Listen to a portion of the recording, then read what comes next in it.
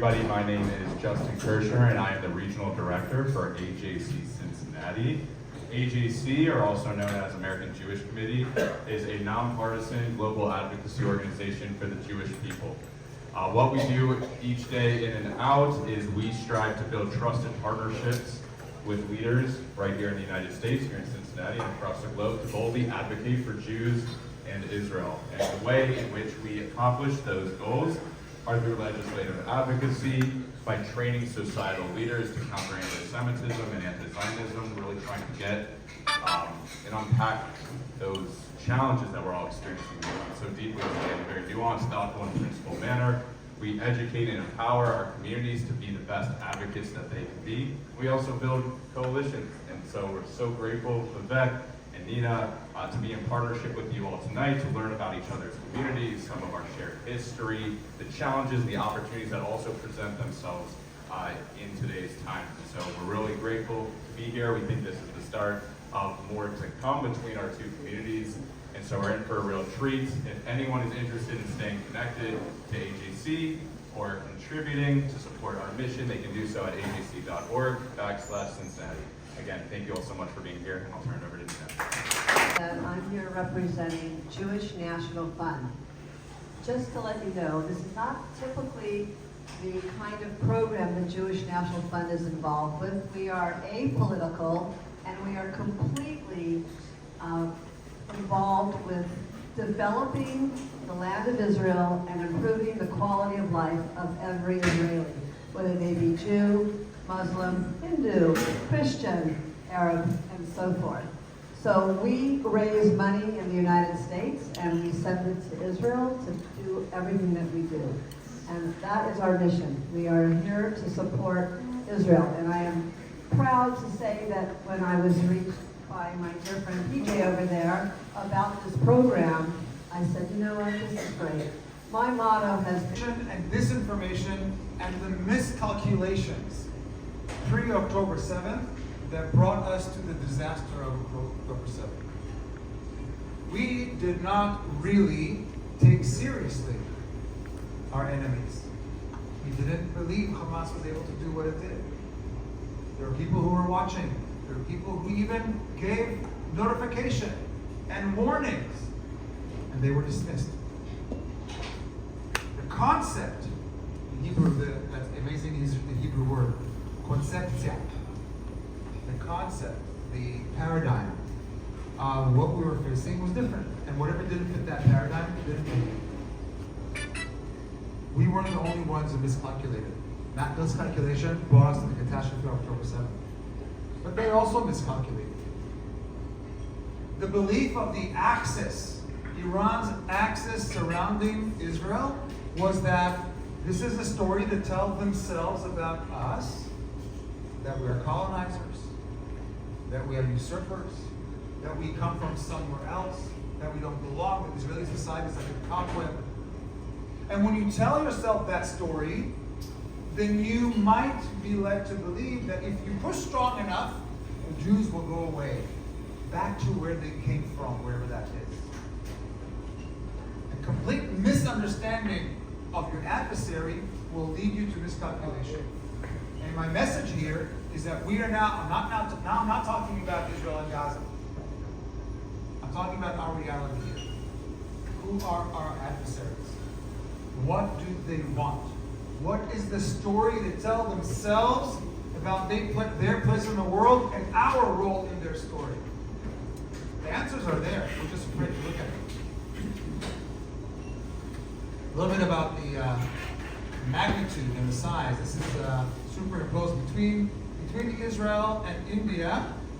The entire United States can fit.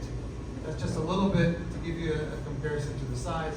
And here in the great state of Ohio, you can see the size of Israel, about 5 times smaller than Ohio. And that's important. It's important to understand, again, where we are in the space that we acquire. And in that space, the ring of fire that Iran has created around enable them to go westward and eastward. The idea here is to create a global Muslim domination. That plan no longer exists. It no longer exists. Yes, you can clap your hands for that. That plan no longer exists de facto. Right? It might exist in their minds, but they no longer have the capability to carry it out. The mistake, and again, I go back to the miscalculation. The great miscalculation is that Hamas, Sinwar, believe that he will pull the trigger and there will be unification of fronts. All the other proxies will join in. And they didn't. Thank God for that. Because if they had, we might be telling a whole different story today. Or Hamas. This is, again, a story we know, but we don't acknowledge, especially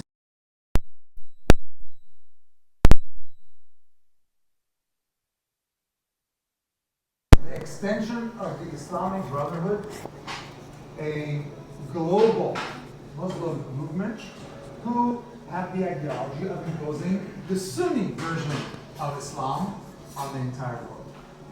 The Islamic Brotherhood was founded by forces that needed to face the inferiority that they felt the Muslim world had versus the West.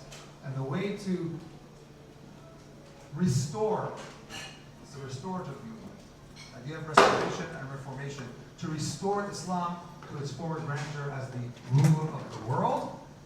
And the first step in that is to defeat the weakest element that has ever defeated Islam, the Jews.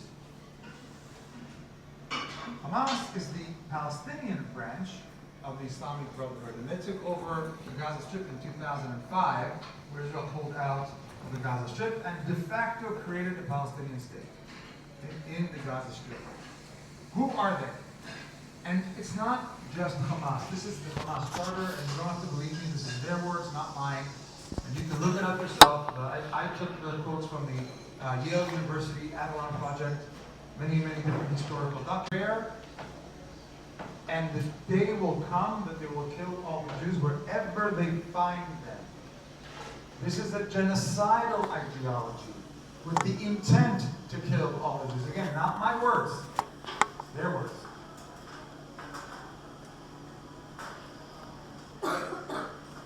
Allah is the goal, Prophet the model, Quran the constitution, jihad the path, and death for the case of Allah, the most sublime believer. And I want to dwell on this a little bit, even though I don't have a lot of time, but this is probably the most important part. What the West fails to understand is that we are facing a belief system that is so foreign to us, that is so beyond our boundaries of what we think people act like, that we can't even think about it. We reject it offhand. We think it's propaganda. We think it's just word of mouth. We think it's just bullshit. We don't actually believe it, even though this is what they say. And I'm going to break it down to you a little bit. We believe life is the most important thing. We also believe now capital L liberalism, Western liberalism, not the political aspects of liberalism. Capital L, big L liberalism. The idea, and this is the biggest mistake. To deliver to you. Okay, we'll do that. Let's see if it works.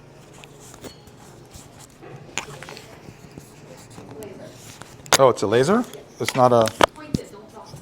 Okay. I thought it was a mic. I can't hold two things at the same time. But thank you. The idea here is that we believe that the notion of life, of supporting life, of upholding life, of creating life, is the highest value. For the radical Muslim, for the jihadist, life begins at death. Now, I want to make a caveat, and it's very, very important.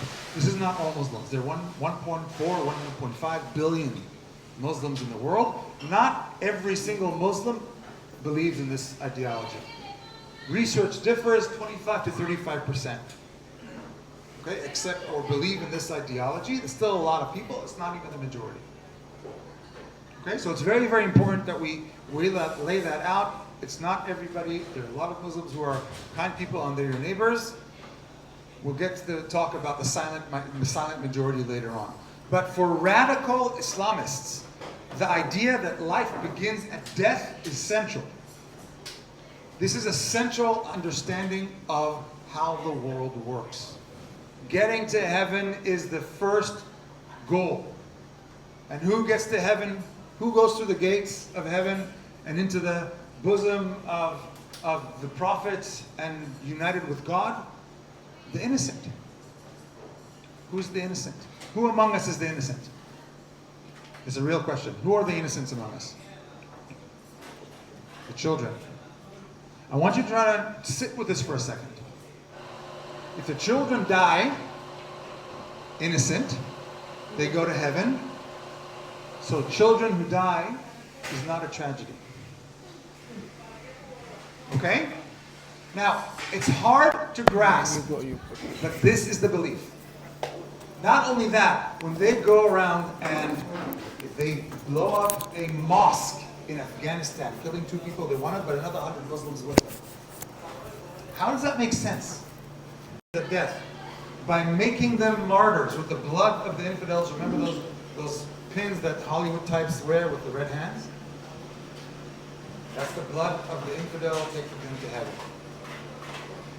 And it's a hard concept for us even to accept is real, because we always believe that all people, all of the world, left to their own devices, want what we want for their children. And they want the kind of life that we want for their children. We just have to leave them alone and give them economic opportunity. They will then rise to the occasion and be like us. Right? Wrong. Some people want something else for their children. And we have to remember this. These miscalculations is what brought us to the catastrophe. Our miscalculation of the enemy's miscalculation of us, and ourselves not telling ourselves the truth about what we already knew the other side is. For the future that's unfolding, we have to start telling the truth. And truth is difficult to attain. We have a lot of information, we don't have truth. Introduction number 2. This is it's a real Twitter account, it's a real X account. Hell is happening now where I live, pray for us, Gaza. That's not the important part. You see the timestamp? October 7th? No? It's on the, when did the attack start? 6:29. 4 minutes after the attack started. Israel still doesn't, most Israelis still don't know what was going on. Not a single Israeli has fired their firearm. It will take another 3-4 weeks until Israel goes into Gaza, and it'll take another 48 to 72 hours to still fight terrorists who are inside Israel. But he's already tweeting about the hell that's happening in Gaza. There are people who are already chanting genocide on October 8th. Why am I telling you this? Because we are looking at a little fingerprint, a telltale sign of the narrative war, of the shaping of the global psyche. And that is the second introduction. Narrative versus reality. We are now experiencing the culmination of 50 years of indoctrination, of 50 years of false information, of retelling the story of Israel and Zionism to fit an entirely different view. It's not a coincidence that our kids in college find it difficult. They're facing the culmination of 50 years of indoctrination. It didn't start now, it didn't start last year, it didn't start 10 years ago. And we need to take control of the narrative. Because if these things are true, now there are many lies told about Israel. Many, many, many lies. I picked the big 3. Genocide, colonialism, apartheid. If these are true, then Israel is indefensible. And trying to do so is reprehensible. If this is true, if your son or daughter come back from college believing this is true, nothing that you will say will change their minds. And we need to reshape the narrative, debunk these lies, and tell our story. It's our story is the story of decolonization. Our story is a story of indigenousness. That's our story. You can't take that away from us. Very, very quickly, this is what genocide looks like. On a graph, you see the genocide, you see exactly what it looks like on a graph, the population. Okay? And it has a very distinct characteristic. This is the Palestinian population since 1948. Okay? It doesn't look like the ones before. All right, so right there, the numbers are telling a whole different story than that narrative. But Uri, you might tell me, until 2023. Since then, you killed a lot of people in Gaza. That must be a genocide. No, it's not, actually. It's war. War is terrible. War is horrible. Genocide is a very specific definition. These are the numbers of casualties. These are a bit old. They're from a year ago. But today, we're talking about 65,000. These are Hamas numbers. So I don't know that any of them are true. But let's assume they are. Israel assumes 25 to 30,000 Hamas members have been killed. That's a ratio of about 1 to 1 or 1 to 1.5. The Americans and the British in Iraq and Afghanistan did 1 to 4 or 1 to 5. That's in battle. The global average, according to the UN, is 1 to 9. For every 10 people killed in urban warfare, only 1 is a combatant. Israel is doing 10 times better. Not only is it not genocide, Israel is taking steps to avoid civilian casualties more than any other army in modern warfare. That's the fact. And they can't handle this fact. So now the narrative has changed. It's no longer about the definition of genocide. Now it's about Israel as a settler colonial state. Because if Israel is a settler colonial state, according to these academic theories, by the way, these are ideas so stupid only an academic could have thought. If Israel is a settler colonial state, then by definition it's genocidal. Then none of this matters. They don't have to stick to facts because they have an academic definition. Is it colonial? So again, I'm not going to go through this because we're short of time, but some of you know this, and those of you who don't should brush up on history. The covenant with Abraham, the idea that the belonging and the attachment. This is from the Stela, the Mernach Stela, 1206 BC, the very, very first mention of Israel outside of biblical source. Okay, the arrival of the children of Israel, the first temple's destruction, the exile to Babylon, Cyrus and the return, Alexander and the Maccabees, the Greeks, Romans, the birth of Jesus, the Jew in Bethlehem of Judea. You really have to make jump through really, really high and small hoops to make the case that the Jews are colonizers or invaders. Indigenousness is our story. Decolonization is our story. We have to reclaim that. That's the narrative versus reality. This is my favorite Roman emperor to hate. This is Adrian. Destroyed or fought against the Bar Kokhba revolt in 132 to 135 AD. And in doing so, he killed 500,000 to 700,000 Jews. That's a genocide. And whoever was remained, he spread all over the world. Ever wonder why Jews ended up all over the world? How did Jews get to India? Okay? Now, the word Jewish community is there before. Alexandria and Babylon and Persia. You know the story of Purim, Rome, but not in tiny villages in the west side of Spain or northern Germany. This is this guy. Okay? All of North Africa. So, Adrian is responsible for that, but more than that. Adrian is the guy that so needed to disassociate the Jews from Judea, he erases the name Judea from the maps and rewrites the name of the territory as the name of the ancient enemy of the Hebrews from the Bible. What were they called? Philistines. Provincia Palestina. Provincia Palestina is the Roman, it's the conqueror's, colonizer's name for the land. Used mostly by Europeans until today. There's no P in Arabic. So this idea of rebranding and disassociating the Jews from Judea continues until today. It's our job to reclaim that narrative. Apartheid, again, you have to have, I'm not going to go into this now, but you need really to show up in Israel, spend 5 minutes on any random. Gaza was withdrawn in 2005. Israel left Gaza, the living and the dead, creating a de facto Palestinian state, and then they spent the next 18 years building it into the first in history, an integrated urban civilian battlefield. It's not just human shields. It's much more than that. And they carried out the atrocities of October 7th.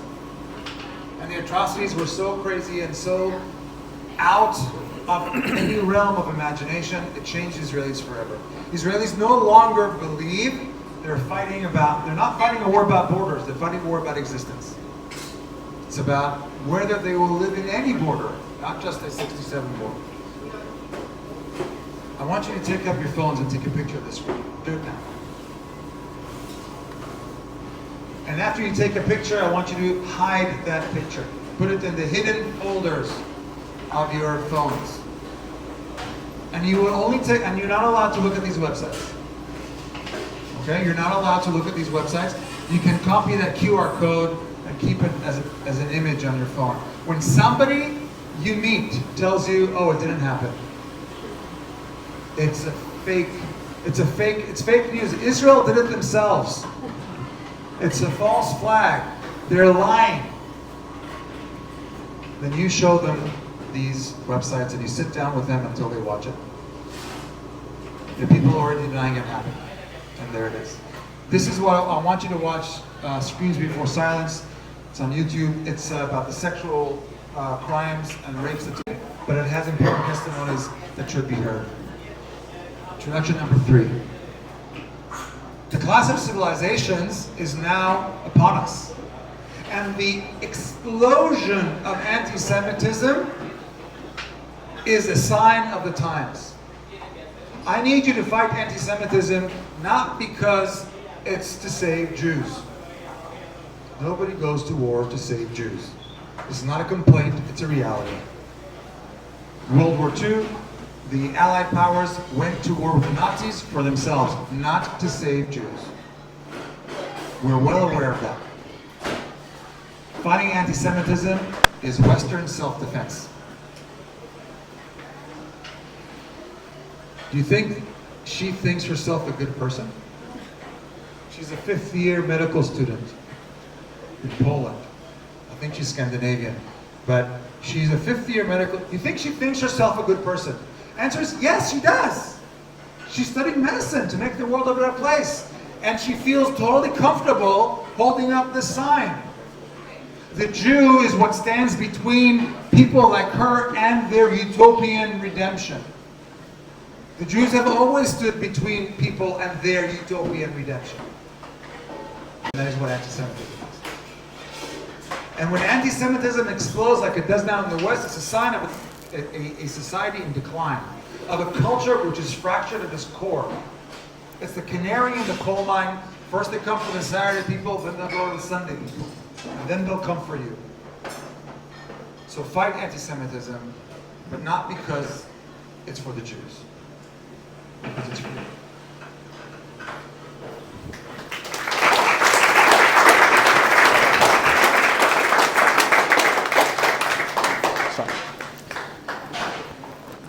That was a very good, I'm going to follow through, which will give you a perspective of what's happening east of Iran. Because there's half a world and more to the east of it. And you will be surprised to see how it literally mirrors what is happening to the west of it. And in the case of America, how the anti-Hindu hate and those who perpetuate it are literally the mirrors of those who promote anti-Semitism in the United States and the West.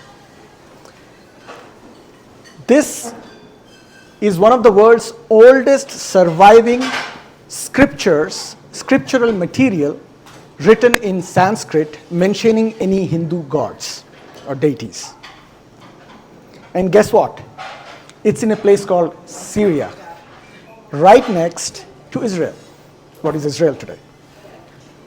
This is a tree evoking Hindu gods by the Mitanni kings of Syria. Okay. Can you hear me better? Yeah. By the Mitanni kings of Syria, who were practicing Hindus, signing it with King Amenhotep III of Egypt. It is literally 2 generations after the Jews moved out of Egypt. So you will realize that the world that we live in, I can assure you, how many people here knew this? I know how about the Indians here? How many of you had known this? None of you. I learned about it 3 days ago.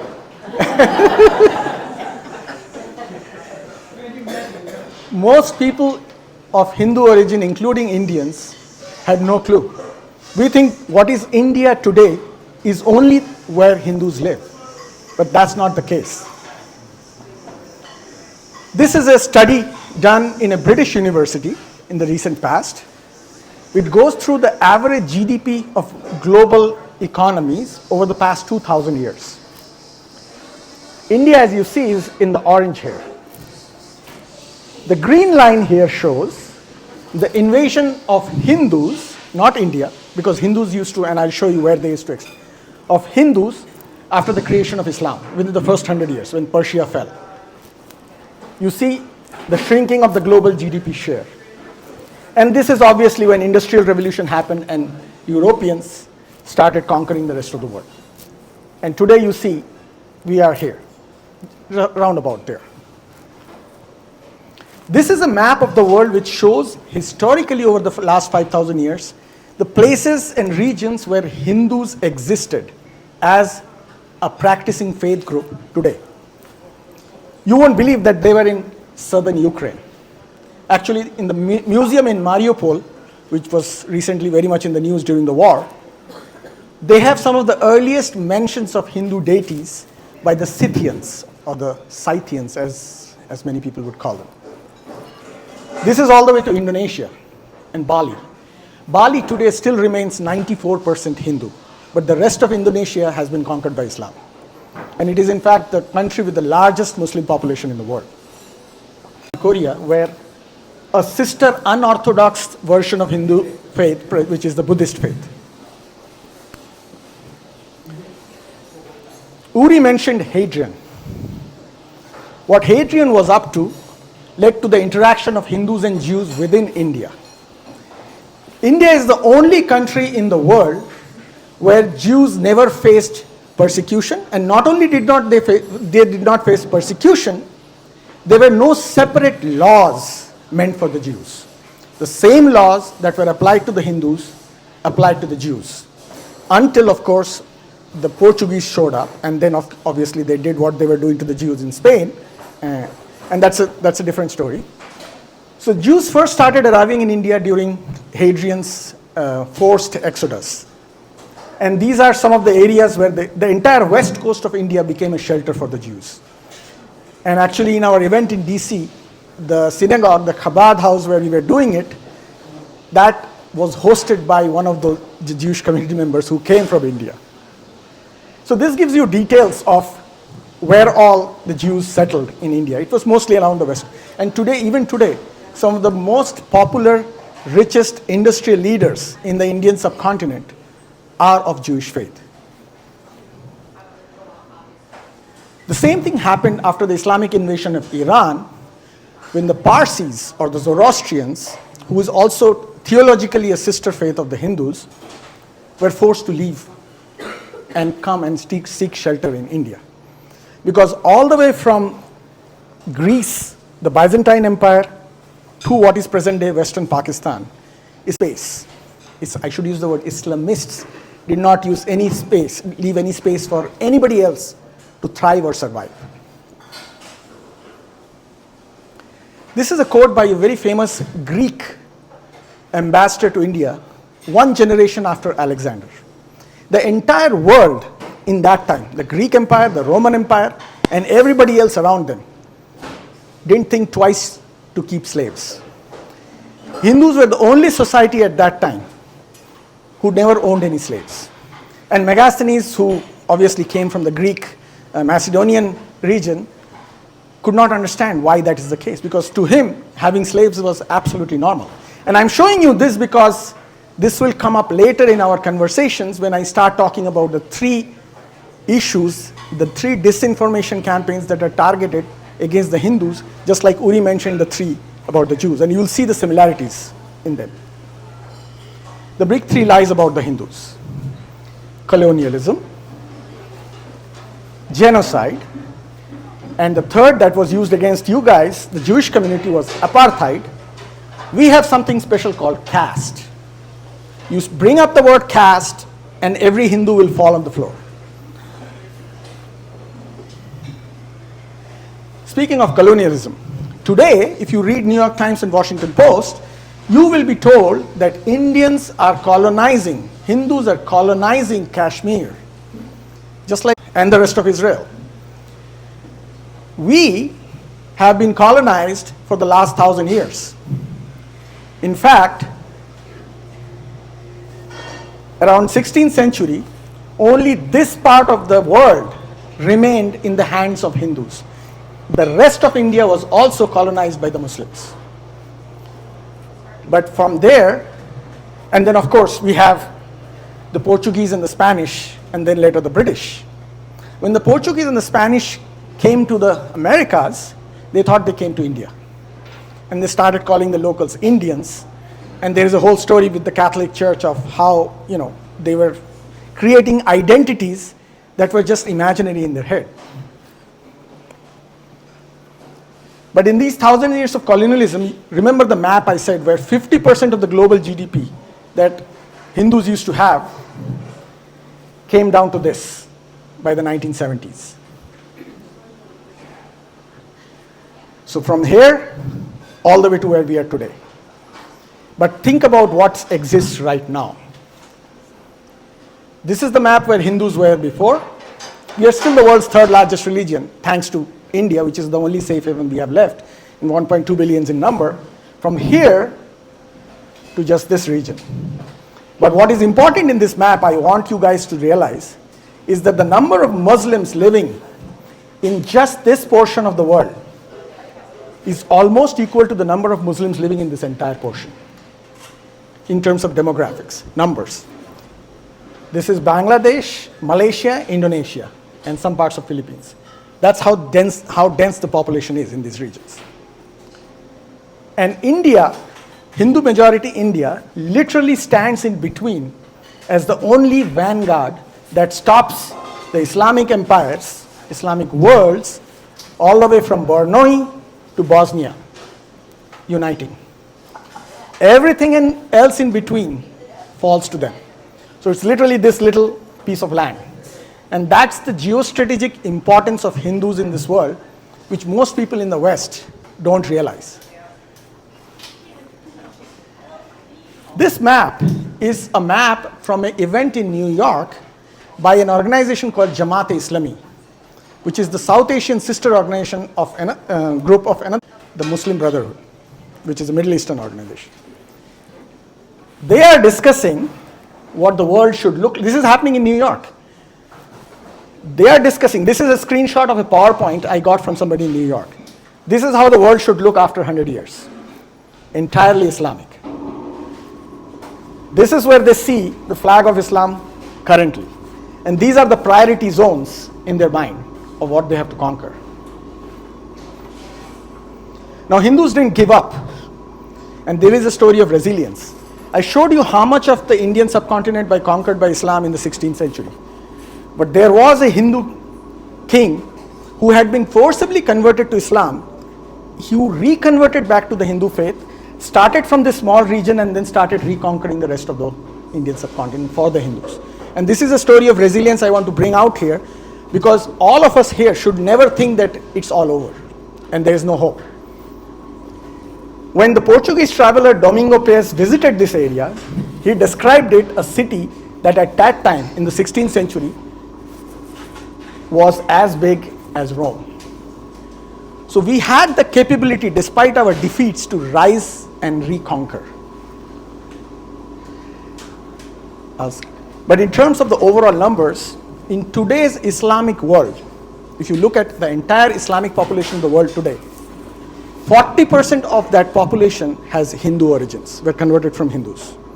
And nearly 50% plus of the geographical area of the world that today Islam has majority in has been taken away from the Hindus. So our defeat, reason why they are where they are today. And our victory in future or recovery in future could be the reason that can take them away. And this is something I tell the State Department folks who deal with Indonesia a lot. They don't get me. You know, they said, hey, no, we are going to send our missionaries there and bring them back to the Lord. I'm like, they were Hindus, man. Just bring them back to Hinduism. That would be fine. In terms of demographics, it's important for us to understand that in the next 20, 30 years, the number of Islamists in this world is likely going to rise because the population of the Muslims are going to increase globally, and both the Hindu and the Jewish community and the Christian community globally will pretty much remain the same. So it's important that we come together to deal with what's coming down our road.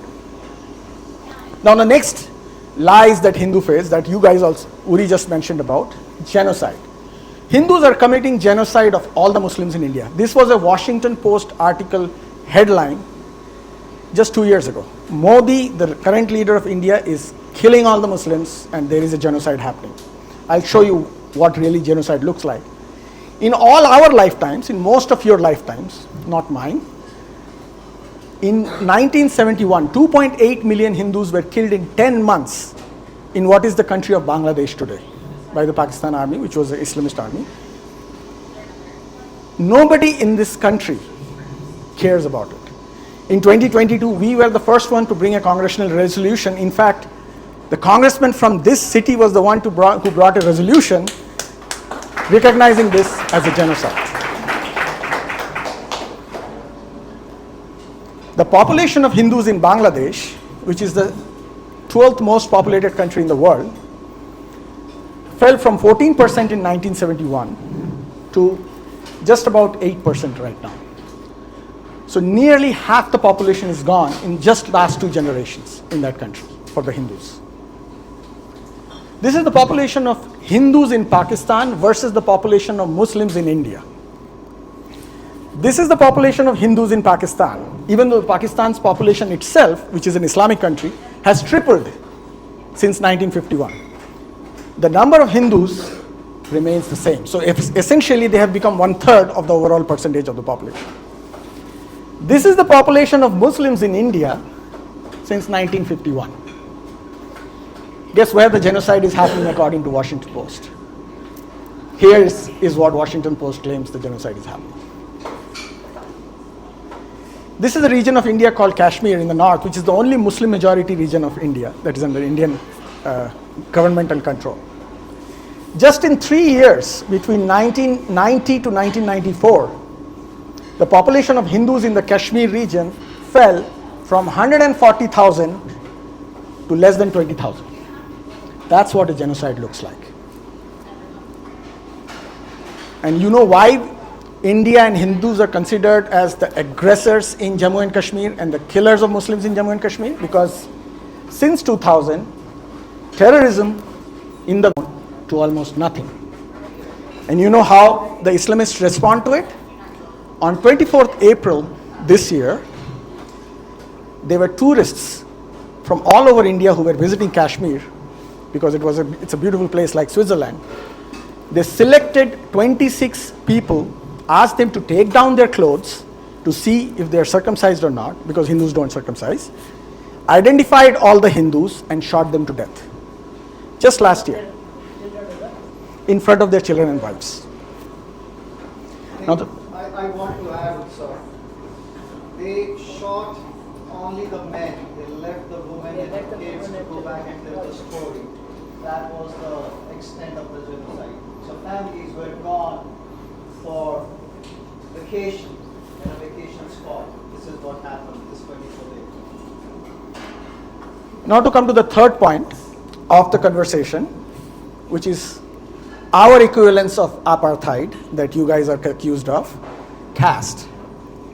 The primary narrative on caste is based on a concept where people are told in the Indian subcontinent that the Hindu faith did not India. It came from somewhere in the Caucasus Mountains where they were white Indo-Aryans riding on horses who somehow ended up in India and gave India the Hindu faith. This is a seal from the earliest known civilizational city called the Indus Valley Civilization. It is an equivalent of the Mesopotamian civilization on the Indus Valley. This is a picture of Shiva, the canonical Hindu deity, doing a pose of yoga with everything, all the paraphernalia attached to Shiva's worship today. And this is the earliest recorded. This is even predates the so-called Aryan invasion that we are taught in our campuses. So the first lie, that Hinduism never came from outside. It was always native to the land. Which brings us to the next lie, the whole idea of caste, where supposedly the white Caucasians became the upper caste. And by the way, I am supposed to be a white Caucasian who became the upper caste. Really don't look the part. And somehow, the local natives became the so-called lower caste. This is the narrative in every university in the West, and by extension in India as well. This is a scriptural quote which literally from our canonical scriptures, supposedly from the so-called Aryans, which essentially says that the word caste did not exist. It talks about division of labor, where it says that every person in the society, whatever work they are doing, are part of one God. They are just fulfilling different roles. And that discrimination even 5,000 years ago when this was written, at a time when slavery was fully in play. Now let me tell you about where the word caste comes from. The word caste is basically the Spanish and the Portuguese, when they were doing their Inquisition and the conquistador work in South America and around the globe, they did not know how to define mixed race marriages. A white person marrying a Native American, a white person marrying a black person. So they created a chart called the chart of casta, where all these mixed race children would be put in a category. When the British came to India and first saw brown people walking around, different shades of color, they literally took that and implemented it on India. And that's where the word caste comes from. So speaking of colonization, us colonizing the Kashmiris, or as they call in many universities, settler colonialism in Kashmir, it's actually been the other way around. So caste, the reason I brought this up is because now caste is used in America to target Hindus. These are some of the cases that have happened in the last couple of years. Silicon Valley executives of Hindu origin are accused of casteism if they do not hire somebody that is in the Western narrative now called woke. And it's very easy to do because all you have to do is to find a guy with an Indian sounding name and say he's a casteist. And it will work. So these are but most of them have failed in the court of law because you can only go so far with propaganda in the court of law. So it ends up costing us a lot of money though.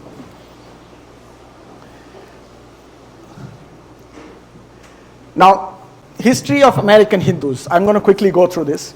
Hindus were never much welcome in America. We were seen as heathens who somehow showed up here, eat weird food, do all sorts of weird practices. Therefore, we are not welcome here, which is fine. Eventually, people get to learn. We are trying to figure things out. But in terms of economics, one of the reasons why the Hindus in America are hated is the same reason why Jews in America are hated. It is the income of every household. The median Hindus in America, we are one of the youngest immigrant community. We have been here mostly in the last 50, 60 years, have the second highest median income after the Jewish community. And many people don't like that. And because of that, every month there is a Hindu temple someplace in America, sometimes more, that gets shot at. People just randomly fire at people, go inside, loot it, destroy the temple, they vandalize the deities, and now that's becoming everyday news. Something that you all have suffered through and continue to suffer through every day. I remember when the Israeli embassy employees were shot a month and a half ago in DC, I opened up my email and saw an email by the lady who was shot inviting me to an event last year.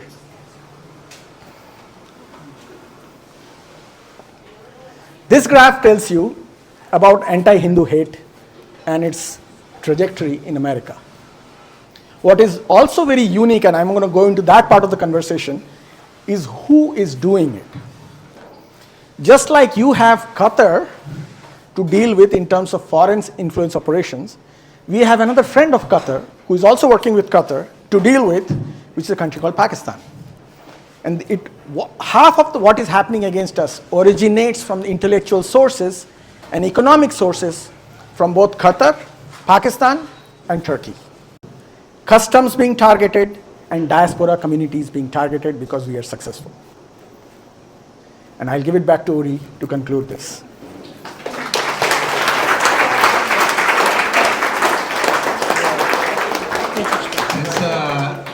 Since Utsav and I have been speaking, we've been preparing for this for several weeks now, months, and I was astonished at the parallels and the similarity in the stories, in the narrative, and the experience, the generational experience of Jews and Hindus over thousands of years, and it's a very natural coalition. And I hope that you take that message with you. The question is actually very simple. The question is, what world do we want our children and grandchildren to grow up in? Because as the world is unfolding, my lecture is called 3 Introductions to New World Order. What's the New World Order? Well, we have a choice. The New World Order is one of these two. One of these two is the New World Order. And it's up to us to decide, to act, which one of these will eventually emerge. Is it the world where the despots, the dictators, and the tyrants, and the jihadists that subjugate women and oppress minorities and oppress other religionists, those that promote the dystopian future and chaos, are they the ones running the show? Or as flawed as they are, Western-style democracies and their allies, because there are Arab countries, I don't want to use the word moderate, because there's nothing moderate about Saudi Arabia or the UAE. They're not moderate in our language. But they have a shared interest of law and order and success to thrive with us. I want to ask you also to stop using the term the Judeo-Christian value system. It's Judeo-Christian Hindu value system. And it's just a number. It's also just a numbers game.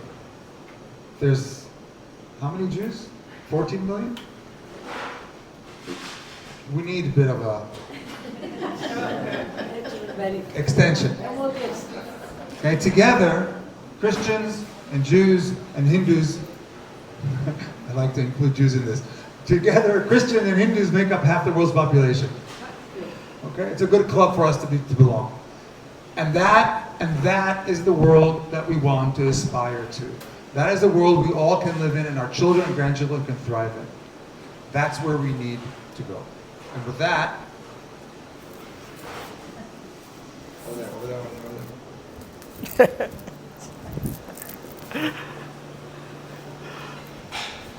and with that, I want to ask you one more thing. I need you to arm yourselves. Arm yourselves with knowledge. Arm yourselves with language. Arm yourselves with skills that will make you lethal in a conversation.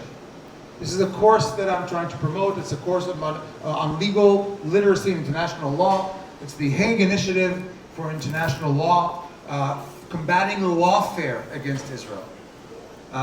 You will, and by the way, it's not just against Israel. Once you acquire these tools, you acquire the language to stand up to the false narratives, to stand up to the false accusations, and you're able to navigate in this world. And of course, you'll get a discount if you use the QR code. I want you to support Hindu Action. I want you to support the organizations that are trying to build these coalitions and are trying to help Hindus. There, 5 million? How many Hindus in America? 5 million. 5 million. Hear this parody. Close enough, at least. I want you to support organizations like Hindu Action. It's very, very important. You can also take a resource. If you want to support the work that I do, feel free to do so. But you can also use my contact information to continue to send questions, and if there's anything that you need that shows up. And with that, I'm going to hand it over for just mine. That's mine. Thank you guys. Oh wow, this is a good mic. Recent purchase. Anyway, we're gonna have about 15 minutes or so for questions and answers. So would anyone like to ask a question?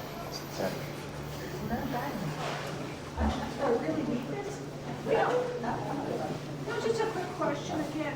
Does the Washington Post? Hold your mic. Simple question. Obviously, the Washington Post is not the best source of information on Hindus. What do you recommend? So our goal is to reach out to organizations like us. We are wanting to do, the sad reality is there is no media in the US, whether it is Wall Street Journal or Washington Post or Time Magazine or New York Times and everybody in between, who really have an ear for what we represent. That's our sad reality. And we understand that. But unfortunately, if disinformation, I don't expect them to know everything. They are, we have to do the advocacy work to educate them to know it. But what we are concerned about is what the disinformation they present. And that is hard to combat. So every time you feel like there is something you need clarification on or something to read about, then we have resources to provide. And we can clarify, we can give information. Obviously, as Uri pointed out, when we go to war in places like Kashmir, it's not a clean, easy war. I'm sure there are innocents who are, but that's never the intent. That's what the difference is between civilization and non-civilizational approaches. So please reach out to us and we will be able to provide the information. We have a YouTube channel, Twitter account, and so on and so forth. All of that is there. You mentioned the Open Society Foundation very briefly. That was started by Holocaust survivors. So can we get a little, we talked about that very quickly. So can we get some clarity on how that fits into all this? Because George Soros is a stalking horse for a lot of people who hate us. So the argument, and I hear this a lot, also people who stand up what's it called, Jewish Voices for Palestine, and all these organizations, that a lot of Jews that are speaking out of Israel, they use as a Jew to start their, I'm also a Jew. Many of us are Jews. That doesn't give our opinion any more credibility than anybody else. The fact that he is a Holocaust survivor doesn't give him an additional credit beyond anybody else. His foundation, Open Society Foundation, is a society that promotes the end of national borders. That's what they do. They do this in Europe, they do this all over the world. Israel is one of the first things that they want to get rid of as the epitome of nationalism. Israel is all the posts Israel is all fits all the categories. This is an organization that's postmodern, post-war, post-Holocaust, post-colonial, and in their mind, Israel is all those things. Israel is the lightning rod for the forces that are anti-Western. If they can remove Israel from the equation, then that's a huge building block out of the castle of the West. And it doesn't start with George Soros. It started with the Soviets back in the 50s and 60s. When they realized that Israel is not going to be part of the Eastern Bloc in 1967, the campaign to delegitimize Israel began. I would say that Open Society Foundation weaved into an existing paradigm that was already pushed by the Soviets, and funding and the subversion of American society and Western civilization. It fits into that whole quilt. So that will be my answer to that. But to go back to your question, the fact that he's a Holocaust survivor doesn't give his opinion any more or less legitimacy. So that was the point I was making. It's just that when people who don't like Jews currently find someone to blame, he's the person. And then and from the other side, they'll look at Ellison as the opposite, right? So there's always a Jew, right? So I don't know if you know Professor Gad Saad. He has a game. He calls it 6 levels of Jew. He will post on X a calamity or a problem, and then he'll ask his followers to connect it as quickly as possible to why it's the Jews' fault. There's also an app. There's also an app to blame the Jews. You put in a world problem, and so there's already Jews are the scapegoat. It's very easy to point to. So that's the beginning of it. Yes, sir. Go ahead, Gary. Yes, parallels between how after the bloodshed of 47-48, the armistice lines were drawn, and the Jews and the Indians were willing to accept, okay, this is where our borders are now. After all this bloodshed, we want to live in peace with our neighbors. And Israel's neighbors, though, wouldn't let it go. You know, the attacks continued, the terrorism, etc. Similar with Pakistan, right? Pakistan wouldn't let it go. We're not going to accept this border, 47-48. The attacks on India had to fight, what, 3 wars? 3 wars. With Pakistan. Do you see the parallels that I Yes, see between yes. India's situation and Israel's situation following 47-48? Absolutely. And I want to delve into it further. This is a conversation then, we both can go on. There is a concept, I don't know if you've heard about it, but it says it's in the Hadiths, not in the Quran, but in the Hadiths. Are you familiar with the Hadiths? So the Hadiths are the writings of prophets' contemporaries about the prophet and what the things he said. In terms of theological hierarchy, it comes after the Quran. So the Quran is obviously immutable and the final word, but the Hadiths are reference points, as they say. So in the Hadiths, there is a concept, there is a word they use called Ghazwa-e-Hind. Ghazwa-e-Hind means the war for Hind, which is the land of Hindus or India. Hind in Arabic and Persian is Hind, India. So the Pakistanis refer to India, and every time they perpetuate war or terrorism or anything in between against the Indians, they call it their responsibility. And this brings back to the Uri's conversation in the beginning about the Hamas chatter, how their mind works. They say this is Ghazwa-e-Hind for us. We are going to go to heaven if we reconquer India. Because in their minds, the India of today is an unfinished business of Islamist conquest. And the map I showed you where India literally stands as the vanguard between the 2 Islamic worlds, they genuinely think like that. And it is sad because many of them are doctors, engineers, professors, scientists, but they believe in it and they think about it. So there is the parallel. And we have, most of us who know about this, most Indians don't know about these things, and we who know about this, we know that this is not over. No matter what we do, our very existence is a problem for them. And in narrative building, everything, they say it openly. They sometimes say on our social media account, Twitter account, they respond back to some of the things we do and they say, we really have nothing against India. We just want an Islamic India. We love India. We want the entire Pakistan to become India because then it will become entirely Islamic. That's their goal.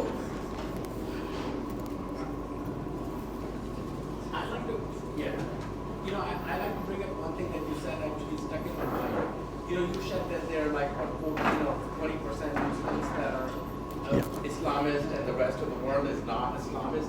See, I think what we are at premise of it right now is like the 1930s Germany. You know, in Germany, most of the Germans really did not hate Jews, but Hitler was able to, with his personality, persuade everyone to follow him. I think same thing happened in India in 900s. Hindus were the dominant force, and the Muslims came, and we were not able to see beyond the Hindus what they were doing, the Muslims were doing, and we let them kind of come under us. I think what is happening now, you know, I have my daughter in college, and she's kind of following through this anti-Jewish thing, and I try to talk to her, and I think the problem is the other side is making such a strong point, and we are not able to counter it, that the college atmosphere, the youth of this country is changing. And I think that is where the danger comes in. And I think that's how Hitler was able to come to power, because he had the youth behind it. Remember, if you're old, you don't carry a gun. It's the youth that carries the gun. And you have to persuade the youth to change. Otherwise, I think we are basically going to go again in the Hitler and the... So I think that's very important. You said two separate things. You said two things here. And one is that the silent majority is irrelevant. Exactly. Right? In Nazi Germany, only 9% of the Germans were Nazis. 9 Germans. That's it. But the rest were quiet. And all of us today, I know that all of you are thinking what I've been thinking in the last couple of months. We never understood how it could have happened. How did the Holocaust happen? How is it possible for all those people to see what's going on and still everything happened? We asked this question, and now we see. The silent majority is irrelevant, and our job is to move the needle. I go out and speak to mostly non-Jewish communities in Middle America, to churches, to business organizations, to try to move the needle of the silent majority out of their silence. So that's a very, very important demographic to target, number one. And number two, when it comes to the youth, this is part of the second introduction. We have to reclaim our narrative. The narrative that the other side offers today, or you can call it woke, you can call it the rage against the machine, or speaking truth to power, whatever you want to call it, gives a sense of purpose, a sense of certainty, and a sense of unity to these young people who lack that sense of purpose in their it's regular almost lives. like the black saying, standing up against the man. Yes, exactly. Standing up against the man. That's exactly right. And our job is to try to give a renewed sense of purpose, to take pride in who we are, take pride in our Judaism, take pride in our Hindu culture, take pride in our Western values. And we have to talk about them as though they are good, because they are. They are. And we've been teaching our own children that the West is bad. And we have to stop that. Right? So that's something very, very important. We will never bring somebody, and this is important for you when you meet people and talk to them, you'll never bring somebody from their certainty to your certainty. That's not going to happen. You're not going to have a conversation with somebody who's gung-ho on one way, and at the end of the conversation will say, oh, no, I'm going to be now an ardent Zionist. That's not going to happen. What you can do, and you can do this maybe with your daughter or maybe with your children, is ask them questions. You will find that their certainty is very superficial. They don't know, they'll scream from the river to the sea. All right, they'll talk about fascism and genocide. They don't know what that means. What is genocide? Do you know other genocides? Do you know fascism? Where does that come from? Where does that word come from? Who was the fascist you can remember? They don't know. Ask them questions and you will find out that very quickly they'll go from certainty to uncertainty. Not to adopt your position, but to at least ask questions about their own certainty in their beliefs. That is brick by brick, slowly, one at a time, we might be able to move this needle. I just want to add something to this point. So in terms of some tangibles that we wanted to discuss before you all leave for the evening, we are going to create a coordination group with Justin in mind and some of our local team members that is already getting created. There's a group that is already forming. There is regular communication. We are going to plug into this city's group, and we are going to create it in every city that we are going to, where we should ideally try to meet once every 2 months and get a status update on what each of our communities are facing in politically, in the campuses, what we can address together, and then come up with a working plan of maybe in the next 2 months we do this. It applies to influencing our elected officials. It applies to the campuses. Because as Uri pointed out, this is not a one-step solution. This is a process, and it has to begin somewhere. So we have to begin that process. Okay. Wait, stay where you are. Sorry. Everybody stay where you are. Okay, there you go.